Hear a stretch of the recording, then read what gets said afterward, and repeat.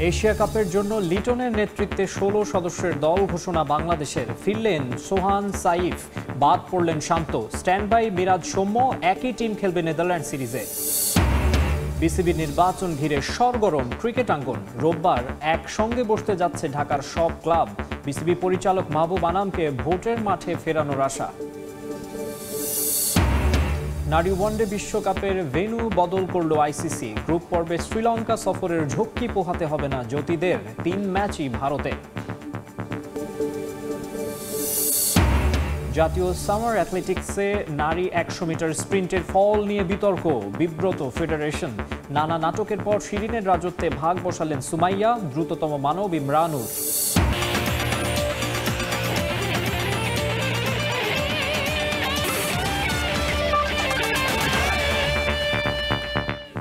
দেখছিলেন শিরোনাম, এবারে বিস্তারিত। শুরুতেই ক্রিকেট প্রসঙ্গ। চমক রেখেই এশিয়া কাপের দল ঘোষণা করল বিসিবি। দীর্ঘদিন পর ফিরেছেন নুরুল হাসান সোহান ও সাইফ হাসান। বাদ পড়েছেন নাজমুল হোসেন শান্ত ও নাঈম শেখ।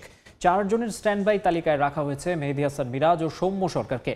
লিটন দাসকে অধিনায়ক রেখে ঘোষিত ১৬ সদস্যের এই স্কোয়াডই খেলবে নেদারল্যান্ডসের বিপক্ষে সিরিজে। মেগা ইভেন্টের আগে স্কোয়াড ঘোষণা নিয়ে নাটকের চিরায়ত রীতি ভাঙল Bangladesh cricket board. Asian cricket কাউন্সিলকে এশিয়া কাপের স্কোয়াড জমা দেওয়ার দিনই কোনো লুকোচুরি না করে জানিয়ে দিল মহাদেশীয় শ্রেষ্ঠত্বের আসরে কাদের নিয়ে লড়বে বাংলাদেশ। লিটন দাসের নেতৃত্বাধীন ১৬ সদস্যের দলে আছে চমক। শুধু নামে বড় ক্রিকেটার হলেই রাখতে হবে এমন মুখস্থ তত্ত্ব থেকেও সরে এসেছে নির্বাচক প্যানেল। গুরুত্ব দেওয়া হয়েছে টি-20 পারফরম্যান্সকে। বাদ পড়াদের তালিকায় রয়েছে একাধিক বড় নাম। কিছুদিন আগেও ৩ ফরম্যাটে দলকে নেতৃত্ব দেয়া নাজমুল হোসেন শান্তকে রাখা হয়নি এশিয়া কাপ দলে। পাকিস্তানের বিপক্ষে হোম সিরিজের স্কোয়াডেও ছিলেন না তিনি। তবে পাকিস্তান সিরিজে থাকলেও ওই সিরিজ ও টপ এন্ড টি-20-র টানা ব্যাটিং ব্যর্থতায় বাদ পড়েছেন নাঈম শেখও। এদিকে এশিয়া কাপের মূল দলে ঠাঁই হয়নি মেহেদী হাসান মিরাজেরও। তবে স্ট্যান্ড বাই তালিকায় আছেন ওয়ানডে ক্যাপ্টেন। স্ট্যান্ড বাই লিস্টে আছেন সৌম্য সরকার, হাসান মাহমুদ ও তানভীর ইসলামও। দীর্ঘদিন ধরেই যেখানে সুযোগ পাচ্ছেন পারফর্ম করছেন নুরুল হাসান সোহান। ঘরোয়া লিগ বা ফ্র্যাঞ্চাইজি আসরে রান করছেন, নেতৃত্ব দিয়েও কুড়িয়েছেন প্রশংসা। সবশেষ ২০২২ টি-20 বিশ্বকাপে সংক্ষিপ্ত ফরম্যাটে জাতীয় দলে খেলেছিলেন। আরও একটা টি-20 মেগা ইভেন্টে ফিরছেন লাল সবুজের ডেরায়। গাজী আশরাফ হোসেন লিপুর নির্বাচক প্যানেল ফিরিয়েছে সাইফ হাসানকেও। সবশেষ ২০২৩ এশিয়ান গেমসে জাতীয় দলের ব্যানারে খেলেছেন সাইফ। ক্যারিয়ারে মাত্র ৫টা আন্তর্জাতিক টি-20 খেলা ব্যাটারের সাম্প্রতিক পারফরমেন্স আহামরি নয়, তবে রয়েছে বেশ কিছু ভালো ইনিংস। ১৬ সদস্যের এই দলটাই খেলবে নেদারল্যান্ডসের বিপক্ষে ৩ ম্যাচ টি-20 সিরিজে। সিলেটে ৩০ আগস্ট শুরু হবে সিরিজ। বাকি ২ ম্যাচ ১ ও ৩ সেপ্টেম্বর। আর আবুধাবিতে ১১ সেপ্টেম্বর হংকংয়ের বিপক্ষে ম্যাচ দিয়ে শুরু হবে টাইগারদের এশিয়া কাপ মিশন। গ্রুপের অন্য ২ প্রতিপক্ষ শ্রীলঙ্কা ও আফগানিস্তান। মাকসুম আলম খান, সময় সংবাদ, ঢাকা। বিসিবি নির্বাচন নিয়ে সরগরম ক্লাব পাড়া। রোববার একসঙ্গে বসতে যাচ্ছে ঢাকার সব ক্লাব। জানা গেছে পরবর্তী নির্বাচন থেকে নাম সরিয়ে নেওয়া বিসিবি পরিচালক মাহবুব আনামকে আসন্ন নির্বাচনে মাঠে দেখতে চাচ্ছে Dhaka cricket club organisers association. Ad hoc committee নয়, বরং দ্রুত নির্বাচনের দাবি করা হবে সংস্থাটির পক্ষ থেকে। সময় যত ঘনিয়ে আসছে, ক্রিকেট ছাপিয়ে নির্বাচক কেন্দ্রিক আলোচনা বাড়ছে বিসিবিতে। অক্টোবরের শুরুর দিকে শেষ হচ্ছে বর্তমান কমিটির মেয়াদ। নিয়মানুযায়ী এই বোর্ডই নির্বাচন দিয়ে পরবর্তী কমিটির হাতে হস্তান্তর করার কথা দায়িত্ব। জাতীয় দলের ব্যস্ততা এশিয়া কাপের প্রস্তুতি নিয়ে। এ দল এখন অস্ট্রেলিয়ায় আছে নারী বিশ্বকাপ প্রস্তুতি চলমান অনূর্ধ্ব-১৯ বিশ্বকাপের। এর মাঝেই বিসিবিকে কাজ করতে হবে নির্বাচন নিয়ে। যদিও এখন পর্যন্ত বোর্ডের তোড়জোড় দেখা না গেলেও নির্বাচনে সম্ভাব্য প্রার্থী হবেন যারা, তারা চালিয়ে যাচ্ছেন কার্যক্রম। কাউন্সিলরদের সঙ্গে নিয়মিত রাখছেন যোগাযোগ। প্যানেল গঠনে বিভিন্ন পক্ষ কাজ করছেন অংশীজনদের সঙ্গে। এর মাঝে আলোচনায় দীর্ঘ ২৫ বছর ধরে বোর্ডে থাকা পরিচালক মাহবুবুল আনাম ইতোমধ্যে ঘোষণা দিয়েছেন আসন্ন নির্বাচনে প্রার্থিতা করবেন না। তাতেই নির্বাচনের সমীকরণ ঘুরে গেছে। ধারণা করা হচ্ছিল পরিচালক হিসেবে নির্বাচিত হলে পরবর্তী সভাপতি হবেন এই বর্ষিয়ান সংগঠক। হঠাৎ কেন তিনি নাম সরিয়ে নিলেন নির্বাচন থেকে, সেটা নিয়েও আছে প্রশ্ন। কোনো চাপের কারণে কি এই সিদ্ধান্ত নিয়েছেন? বিসিবিতে মাহবুবুল আনাম অধ্যায় একেবারে শেষ বলার সুযোগ নেই। জানা গেছে তাকে কেন্দ্র করে তৈরি হয়েছে নতুন মোড়, এক হয়েছে ক্লাবগুলো। রোববার Dhaka cricket club organisers association বসতে যাচ্ছে একসঙ্গে, যেখান থেকে সম্মিলিতভাবে অনুরোধ করা হবে মাহবুবুল আনামকে নির্বাচনে অংশ নেয়ার। গুঞ্জন উঠেছে এই বোর্ডের মেয়াদ পূর্তির পর নির্বাচন আয়োজনের জন্য গঠন করা হবে অ্যাডহক কমিটি। অনেকে আশঙ্কা করছেন এই কমিটি দীর্ঘায়িত করতে পারে নির্বাচনী প্রক্রিয়া। জানিয়ে ক্ষোভ আছে ক্লাব কর্তাদের। তাদের চাওয়া আমিনুল ইসলাম বুলবুল নির্ধারিত সময়ই দেবেন নির্বাচন, যাতে বজায় থাকে গণতান্ত্রিক ধারা। তবে রোববার অনুষ্ঠিত হতে যাওয়া ঢাকা ক্রিকেট ক্লাব অর্গানাইজার্স অ্যাসোসিয়েশনের মিটিং শেষেই জানা যাবে আদতে কোন দিকে মোড় নেয় আসন্ন বিসিবি নির্বাচনী উত্তাপ।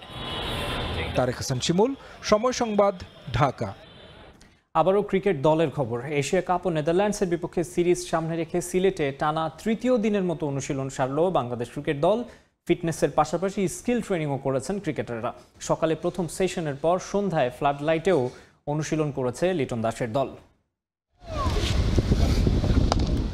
দিনব্যাপী অনুশীলনে ঘাম ঝরালেন হাস্যোজ্জ্বল নাজমুল হোসেন শান্ত। হয়তো তখনও জানতেন না এশিয়া কাপের দলে জায়গা হচ্ছে না।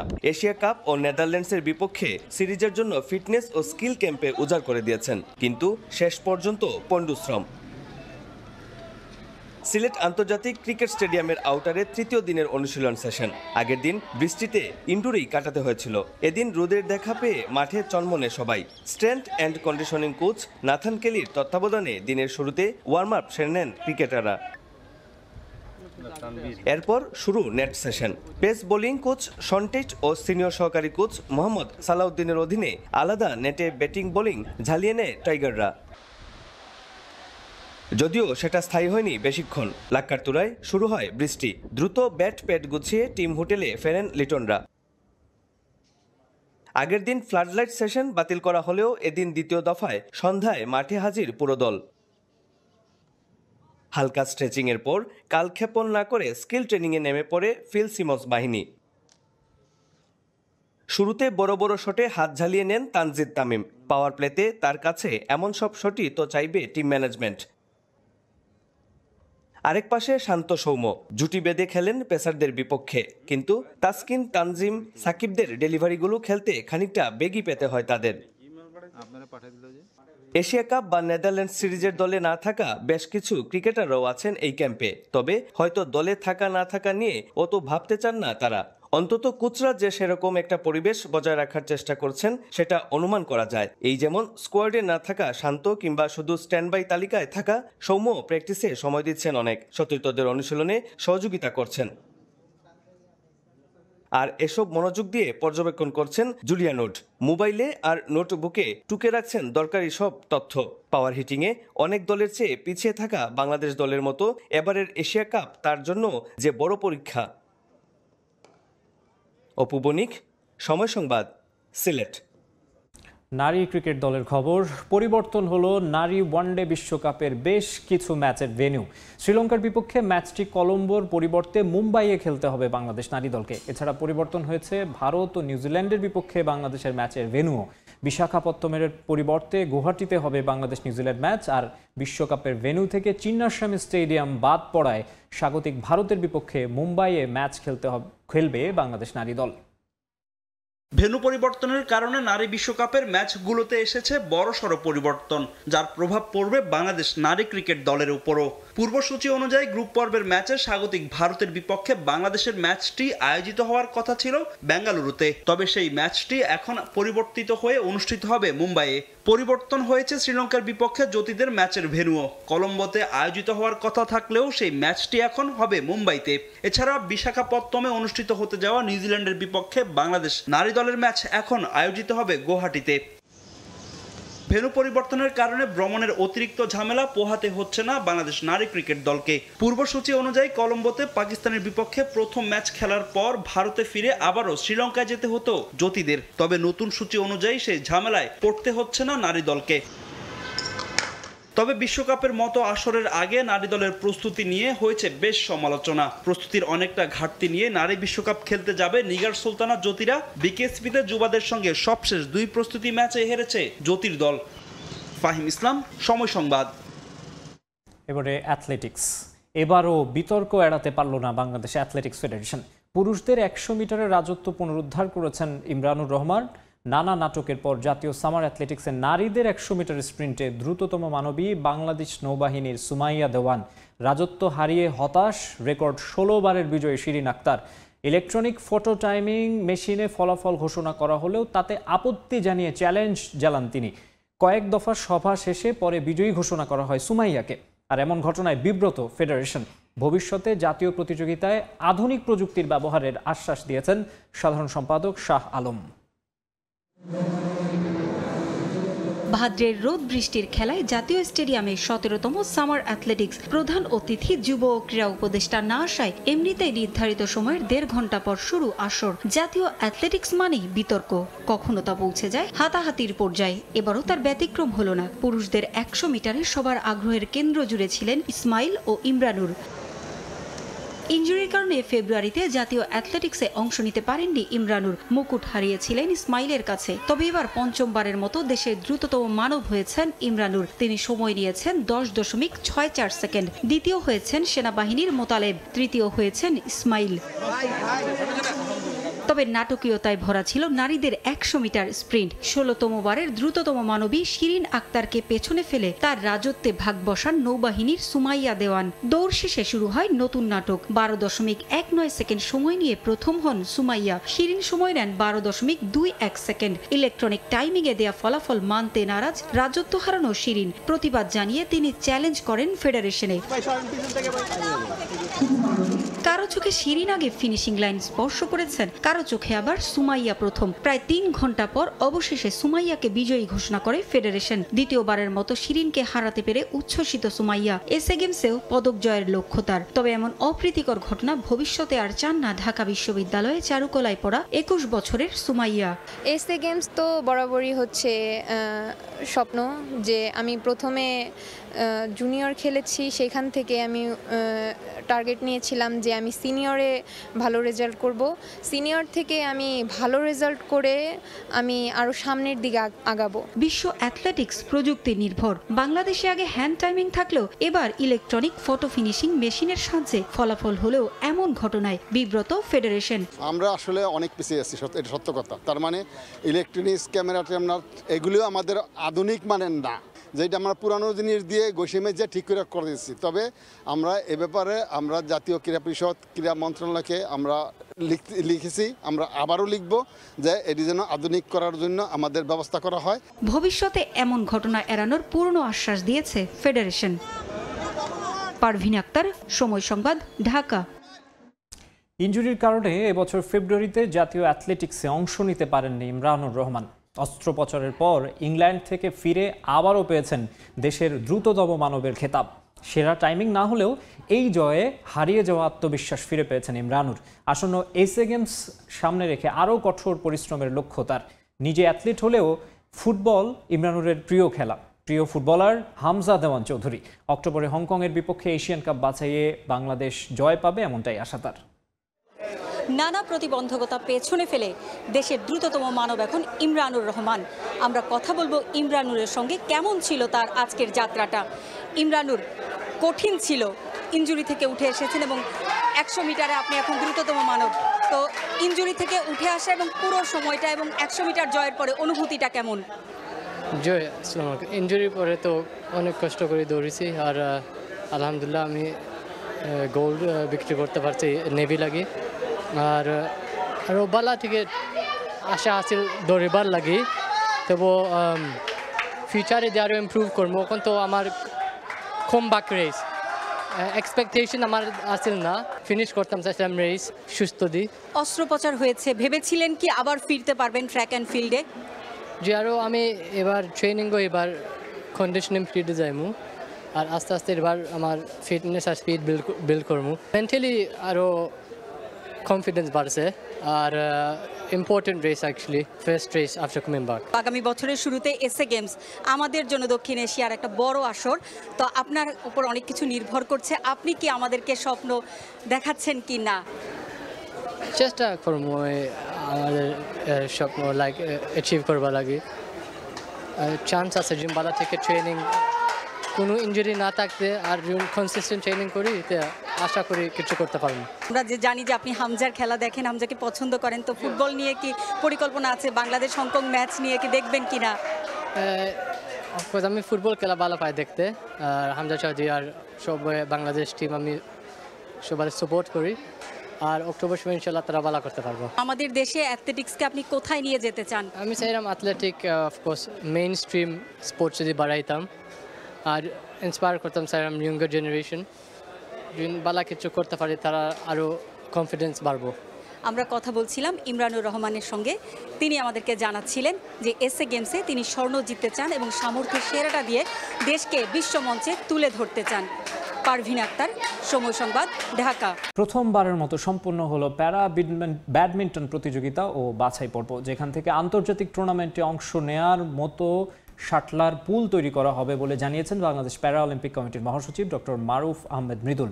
আর তাদের উন্নত প্রশিক্ষণের জন্য বিদেশি কোচ নিয়োগ দেওয়া হবে বলে জানিয়েছেন প্যারা অলিম্পিক কমিটির সহসভাপতি ও ডিবি প্রধান নাসিরুল ইসলাম।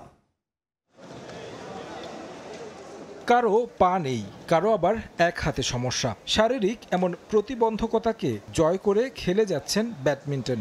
জাতীয় প্যারা ব্যাডমিন্টন টুর্নামেন্ট ও বাছাই পর্বে দেখা মিলল এমন দৃশ্যের, যেখান থেকে গঠন করা হবে জাতীয় দল। দেশের বিভিন্ন স্থান থেকে প্যারা ব্যাডমিন্টন টুর্নামেন্টে অংশ নিতে এসেছেন তারা। নিয়মিত এমন আয়োজনের প্রত্যাশা অংশগ্রহণকারীদের। দেশের জন্য কিছু করব ইনশাল্লাহ, এই প্ল্যান নিয়ে আমি আগাচ্ছি, যাতে বাংলাদেশের হয়ে প্যারা অলিম্পিকে কোনো কিছু স্বর্ণপদক জিততে পারি।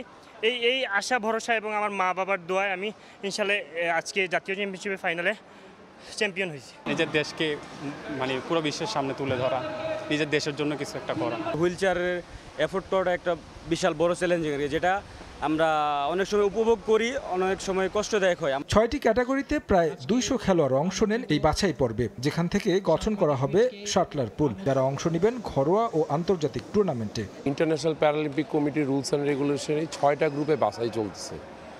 6টা গ্রুপ হচ্ছে হলো হুইল চেয়ার 1, মানে হুইল চেয়ার 1 মানে হুইল চেয়ার পার্সন যারা, বা হুইল চেয়ার প্যারা ব্যাডমিন্টন প্লেয়ার। বাংলাদেশের ইতিহাসে, বিশেষ করে ন্যাশনাল প্যারালিম্পিকের ইতিহাসে সবচেয়ে বড় আয়োজন ব্যাডমিন্টন ন্যাশনাল চ্যাম্পিয়নশিপে। সামনেই হচ্ছিল গিয়ে ন্যাশনাল প্যারা ইউথ গেমস বা ন্যাশনাল যে গেমসগুলি হবে এগুলো অংশগ্রহণ করবে। আন্তর্জাতিক মঞ্চে যেন দেশের পতাকাকে উজ্জ্বল করতে পারেন সে বিষয়টি বিবেচনায় রেখে উন্নত প্রশিক্ষণের ব্যবস্থা করতে চায় বাংলাদেশ প্যারা অলিম্পিক কমিটি। নেওয়া হচ্ছে নানা উদ্যোগ।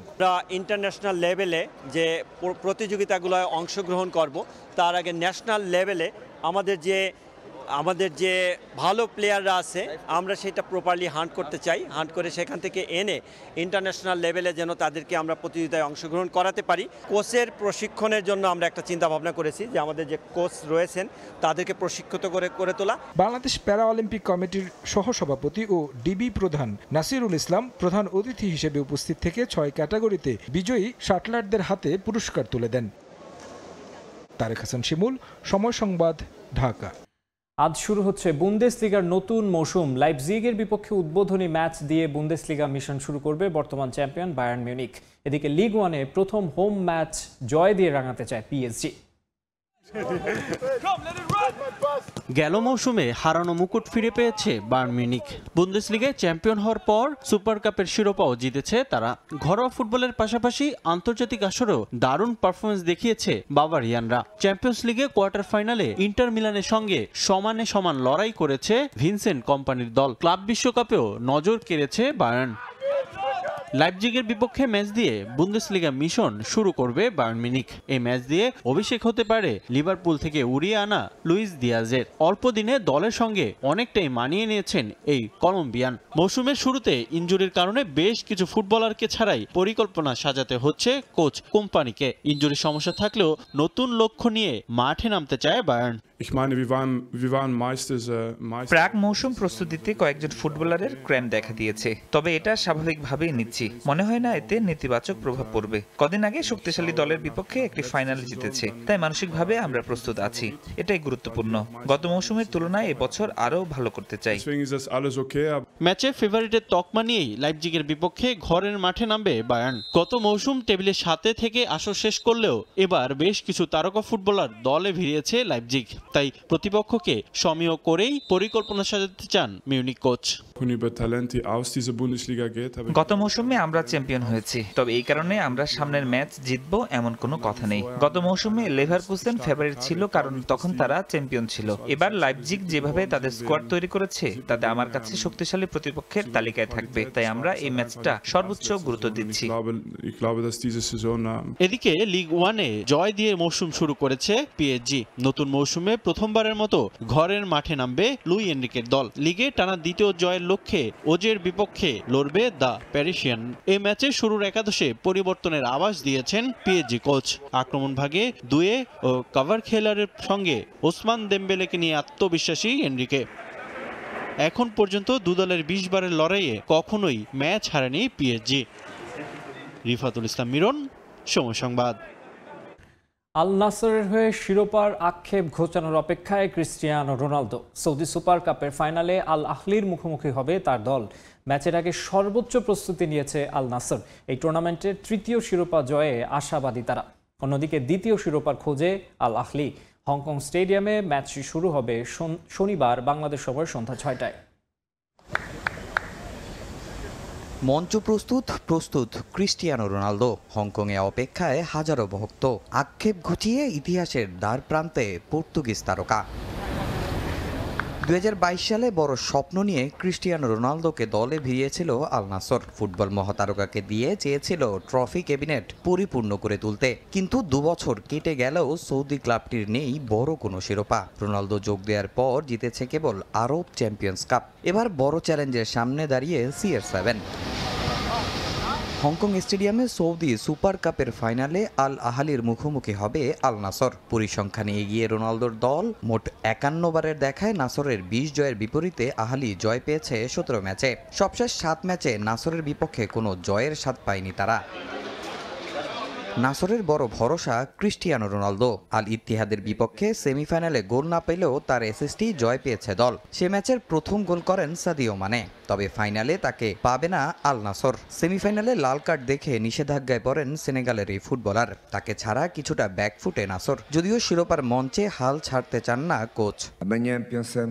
ফাইনাল সব সময় বিশেষ, মানে দলের জন্য কতটা গুরুত্বপূর্ণ তা সবাই জানি। তার জায়গা অন্য কেউ পূরণ করতে পারবে না, তবে যারা আছে তাদের নিয়ে আমাদের সর্বোচ্চ লড়াই করতে হবে। আল আহলি অনেক ভালো দল, আশা করি দুই শক্তিশালী দলের লড়াই দর্শকরা উপভোগ করবে, আর আমরা এখানে জেতার জন্য এসেছি।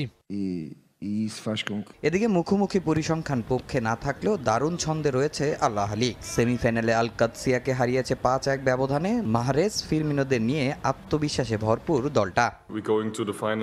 আমরা ফাইনালে শুধু খেলতে আসিনি, জিততেও এসেছি। আল নাসর শক্তিশালী দল, এটা আমরা ভালো করেই জানি। আমরা সেভাবে প্রস্তুতি নিয়েছি। আমাদের লক্ষ্য একটাই, ট্রফি। এর আগে 2019 ও 20 সালে সৌদি সুপার কাপ জিতেছিল আল নাসর। আল আহলি এই টুর্নামেন্টে একমাত্র ট্রফি হাতে পেয়েছিল 2016 সালে। এ ফাইনাল অন্যদের চেয়েও রোনালদোর কাছে বেশি স্পেশাল। 2027 সাল পর্যন্ত সৌদি ক্লাবটির সঙ্গে চুক্তির মেয়াদ বাড়িয়েছেন CR7। মেজর ট্রফি জিতে আল নাসরের ইতিহাসের পাতায় নিজের নাম লেখাতে এটাই তার বড় সুযোগ। সবার নজর থাকবে এই ম্যাচের দিকে। এখন দেখার অপেক্ষা শেষ পর্যন্ত রোনালদোর হাতে সৌদি ফুটবলের মর্যাদার এই ট্রফি ওঠে কিনা। তামিম হোসেন, সময় সংবাদ।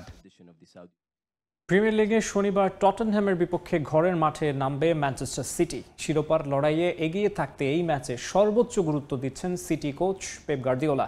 এদিকে আরেক ম্যাচে লিডসের বিপক্ষে নামবে আর্সেনাল। জয় দিয়ে মৌসুমের প্রথম হোম ম্যাচ রাঙাতে চায় গানার্স। নতুন মৌসুমে উড়ন্ত সূচনা পেয়েছে ম্যানচেস্টার সিটি। উলসকে 4-0 গোলে হারিয়ে প্রিমিয়ার লিগ শুরু করে গার্দিওলার দল। এবার ঘরের মাঠে টটেনহ্যামের বিপক্ষে মাঠে নামবে সিটিজেনরা। 2020-21 মৌসুম থেকে টানা 4 বার ইপিএল এর শিরোপা ধরে রেখেছিল ম্যানচেস্টার সিটি। তবে গেল মৌসুমটা কোনো শিরোপা ছাড়াই শেষ করতে হয়েছে গার্দিওলার দলকে। তাই নতুন মৌসুমের শুরু থেকেই পরিকল্পনা সাজাচ্ছেন এই অভিজ্ঞ কোচ। এই ম্যাচে ইনজুরি সমস্যা ভোগাতে পারে দলকে। চোটের কারণে রদ্রি, ফোডেন, কোভাচিচদের পাচ্ছেন না সিটি কোচ। তাই আক্রমণ ভাগে গার্দিওলার ভরসা অস্কার বব, আর্লিং হল্যান্ড ও ডোকু। গেল ম্যাচে জোড়া গোল পাওয়া হল্যান্ড এগিয়ে আছেন সর্বোচ্চ গোলদাতার তালিকায়। টটেনহ্যামের বিপক্ষে নরওয়েজিয়ান এই তারকাকে নিয়ে আশাবাদী কোচ।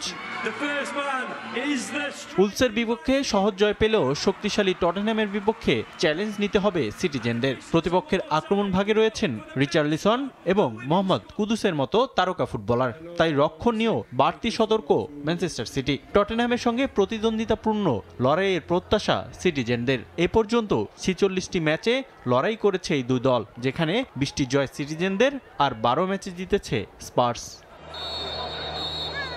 এদিকে প্রিমিয়ার লিগে বড় চমক দেখিয়েছে আর্সেনাল। ম্যানচেস্টার ইউনাইটেডের ঘরের মাঠে তাদের হারিয়ে লিগ শুরু করায় আত্মবিশ্বাস তুঙ্গে মিকেল আর্তেতা বাহিনীর। সেই ধারা ধরে রেখে ঘরের মাঠে সমর্থকদের জয় উপহার দিতে লিডসের বিপক্ষে নামবে আর্সেনাল।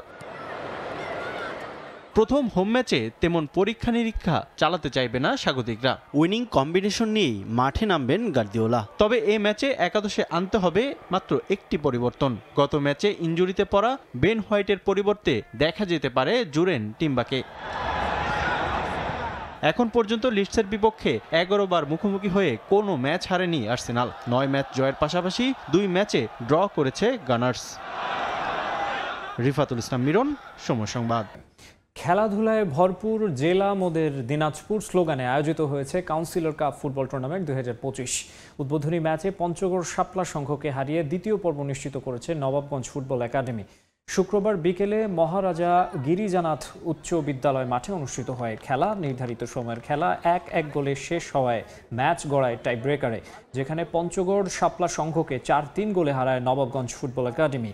টুর্নামেন্টে উদ্বোধন করেন দিনাজপুর চেম্বারের সভাপতি আবু বকর সিদ্দিক। এ সময় উপস্থিত ছিলেন দিনাজপুর ফুটবল অ্যাসোসিয়েশনের সভাপতি গোলাম নবী দুলাল।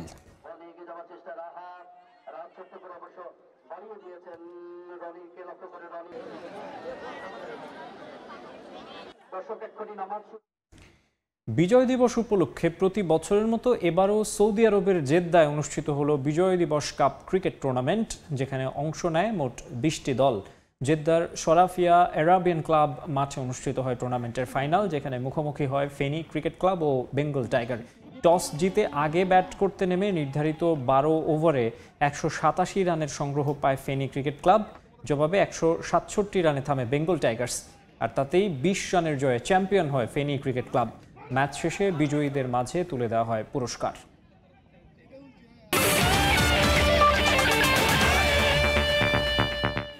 এই ছিল খেলার সময়ের এখনকার আয়োজনে। সঙ্গেই থাকুন সবাই।